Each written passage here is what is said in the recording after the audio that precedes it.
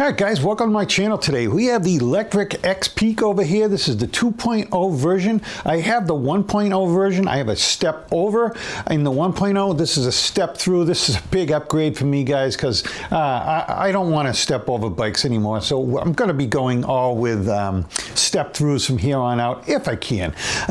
This thing is awesome. This is the long range. I've got the 20 amp hour battery in this thing. We are going to be adding another battery to this bike. I have 22 miles on this bike now.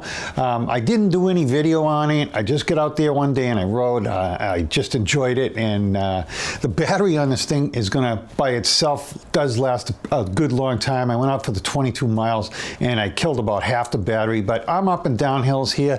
When I was in Arizona, that battery, we put, I believe, 23, 25 miles, something like that on, and never touched a bar on it. But it's pretty level out there, and it was, you know, it's really nice having that battery in there. So when I got this bike, the box is a little bit damaged, and it was damaged to the point where the rear rim on this thing has a wobble to it.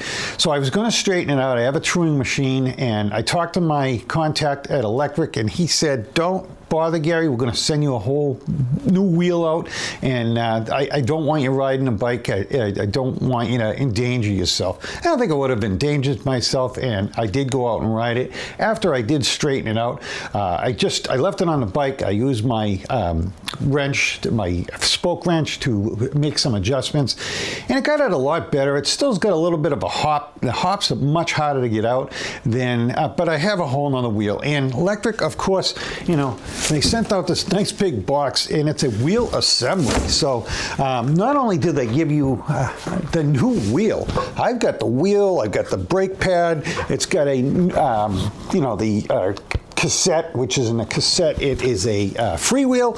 So we've got the tire, we've got everything ready to go. Just got to put it on a bike, which I'm going to do. But in the meantime, I'm going to change the tires out on this bike. So I took it out for the 22 miles. I have knowledge of these Chow Yangs, and they are a loud tire. They're a good tire, decent tire, but they are a little on the growly side. And I do a lot of street riding with my XPeak because it's a good fast bike and it's fun to get out there on the street. We do some trail riding also. So I wanted a good all-around tire. So Lectric All Wheel sent out these 26-inch Allscape tires, guys. These things are great. I have them on my wired bike, and they're nice and quiet, very good tread on the thing. They're listed as snow tires, as you know, dirt tires, street tires, and they're pretty quiet because they're soft. This doesn't have the knobbies on it like this. It's more like a motorcycle type tire, and they are thicker, so I think they're more, you know, puncture resistant, so that's a good thing too. So again, we're going to start changing some things out on this bike, and I'm going to let you take a peek at it while I do it. So guys, let's get to it. Rolled the bike over here upside down so that we can get this wheel off easy. Trust me, this is the best way to take the tires off these bikes. I have some of those handlebar jacks on the front of this thing, so it elevates those handlebars so you're not hitting the screen and stuff. You can get them on Amazon really cheap, and I totally suggest you do that if you're going to work on your bike. They work great. So you've got two 17 millimeter nuts, one on each side you're going to take off, and there's also two 4 millimeter hex head screws that hold those brackets on. Pull that derailleur back. That chain will have to, you got to kind of wiggle it from side to side to get it out there and around it, and bang, it's done. So the magic of video here, the tire is already on the bike, so we have the Allscape on this rear, and this is the new rim that is nice and straight, and thank you Lectric for sending that out. So that was pretty nice, you know, send the tire, the freewheel, the brake rotor on that thing, everything you need. Great. So you know, again, put those 17 millimeters back in there, and you've also got to put those hex head bolts back in that hold those brackets on there, and those brackets totally necessary because this motor could spin out those aluminum frame mounts otherwise. And these are steel and they're nice and solid. So always make sure you get those things in there. Again, tightening up those 17 millimeters. And we're going to spin this tire now, make sure the brake's not rubbing. If the brake was rubbing, you would have to adjust the brake, not the wheel. There's adjustments on that caliper so you can move it in and out, so on and so forth. But there was nothing wrong with it. It was working just fine. Right now, I am connecting the motor wire again, and we need to replace the tie wraps that we cut off of that. So we're going to put new tie wraps on that. And now we're off to the front wheel. And this thing's got a through axle, so this is a piece of cake. Pull that out, boom. And the magic of video, we have the Allscape installed on that also. So put that through axle back in, tighten it down. And then again, you're going to spin this tire in the front, making sure your brakes are in the right spot. There's that tire now, nice and smooth, so it's quiet on the road, but it's got nice aggressive tread on that thing so that you can go on, dirt roads and stuff. So this bike has quick connect pedals on it. I am going to change out these pedals to a wider pedal. They will no longer be quick connect, but I don't need quick connects because I have a bike rack on the back of my car, so I don't have to take the pedals out to try to shove it in my car. But it is nice of Lectric to include those, and it makes it nice and easy if you are going to try it. It's also nice for storing it too. So, but I wanted some blue pedals, and I wanted a little bit wider ones, and it's good if you get in, bumps and stuff to have those nice wide pedals so your foot doesn't fall off. And these also have some really nice grips. There's quite a few on Amazon, and you can change out your pedals and, kind of tailor your bike a little to your liking or whatever, if you want to put a different color on or whatever. So these are all on there now. We're going to flip this bike back over. Did all the stuff on the bottom first. Now we're going to start doing the stuff on the top. I'm holding that rear brake, allowing this bike to move out a little at a time so I can get it just where I want it. I'm up on my table here, so I'm trying to put it in the right spot. You wouldn't have to do that if you were out in, sitting in your garage or whatever. So I'm pulling this battery out of there now because we are going to add a second battery on this bike. There is eight Phillips screws in here. Be careful not to drop them down into the frame. You can get them out because there's a hole in the bottom of the frame. You got to wiggle the wires and they'll fall out, but I did drop two in. So that bracket is hanging down now so I can get in there. I've disconnected the wires. We are going to put a battery balancer in this thing, and there's a T60 in this bike, so it's easy to connect. That box there is a box that I get from Lectric All Wheels, so thank you, Lectric All Wheel, for the battery balancer. They've been great. This bracket also that fits the factory Lectric battery is also from them, so they have that available if you do have one of these spare batteries like I do, because I've got so many electric bikes. So I put those on the bottle boss there, so that's all on there.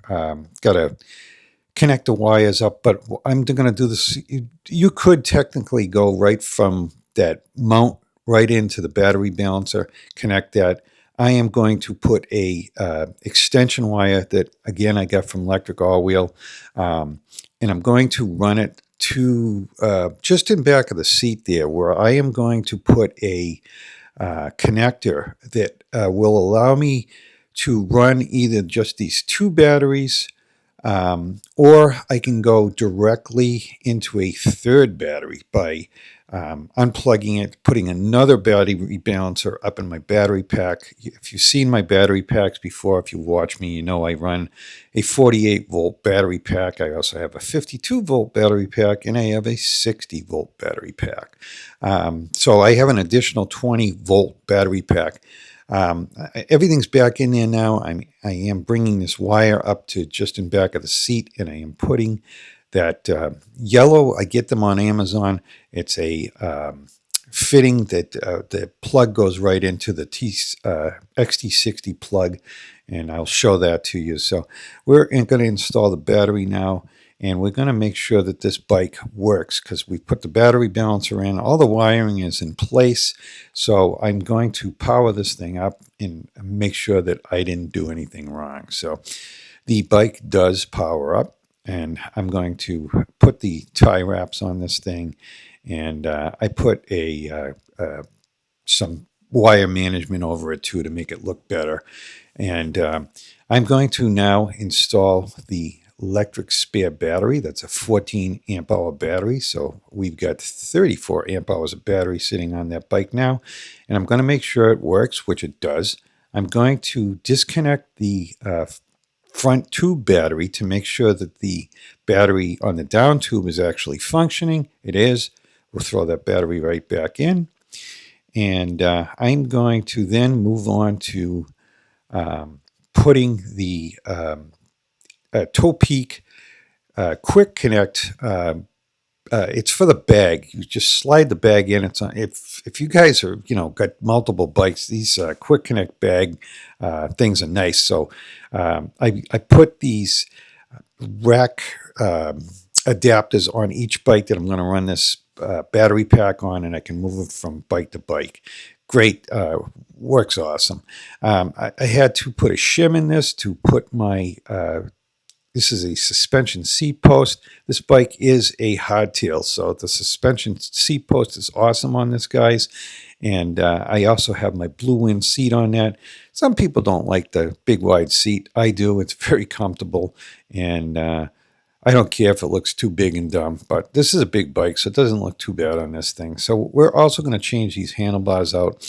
I'm actually just swapping the handlebars from the XPeak 1.0, and I'm going to put the bars that were on this one on the XPeak 1.0. So these bars sweep back. They have a rise to them, and I'm also putting a adjustable riser on this thing too, so you can tailor it just to the height you want. I know some people thought it was too tall. It is for some people. For me, it works out just perfect. That's why I wanted the same setup on it. So I had to take the entire brake assembly off the front, and I swapped it out for the one I had on the XPeak 1.0 because I had increased the length of the hose on this thing. So it was already done, same brake, why not put it on? And I just moved the one from this bike with the shorter hose back over to the 1.0 and connected that up, and it fits perfectly because that was the handlebars it was designed for. So if you were going to do a rise this tall, you would have to lengthen the brake line on that, which is a piece of cake. You can buy the line pretty cheap, but you do have to bleed it out. So you would need a kit to bleed it out with. And I can tell you these brakes on this thing, the adapter you need up on the handlebars here, it doesn't come in the kit. I have not found a kit yet that would screw into this, so I have to do it with the syringe to make it work. And I know a lot of people have complained about that too. They're like, which kit do I need for this bike? And I don't know which one, so can't help you there. I bought multiple kits too. So now I'm just adjusting these bars to where I want them. Again, there's that riser. It comes up quite a bit. It, like I said, it may look too much for somebody, but it's perfect for me. So I can sit on this bike and just have the handlebars right where I want them. And that's what I'm doing now, figuring out exactly where I want them. I'll tighten it in that spot. And then I will start to fine-tune the handlebar itself because you got to get the brakes in the right spot. You want them kind of probably at about the 3 o'clock angle.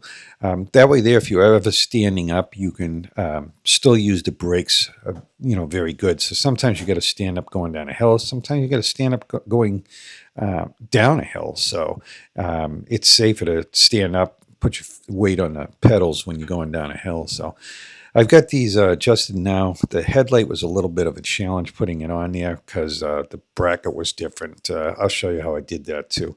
Now I'm putting a set of mirrors on this bike. I put them on left and right because I like to have a lot of mirror on these bikes so I can see what's going on in back of me. Please put a mirror on your bike if you're going to ride on the road. You don't have to put two, but at least put one on the left-hand side. Getting these things adjusted now, fine-tuning it. Can't wait to get out there on this bike and, give this thing a ride now that I've got this thing right where I want it. So the last thing that I'm going to be doing on this bike is putting my bell on this thing because, you know, I like the bell on the rail trails. And I also have the AirTag in that so that I can tell where my bike is at all times. So, which is nice. If you guys haven't seen those, it's just a bell, but the AirTag hides in it. If you got an iPhone, it's great. I think they must have the equivalent. There's that bell. They must have the equivalent for that in Android somehow. So, you know, again, fine tuning the rest of the stuff on this bike. And guys, thanks for watching. And if you got any questions, please reach out. I'll leave my email address here so that you can. Thanks for watching, guys.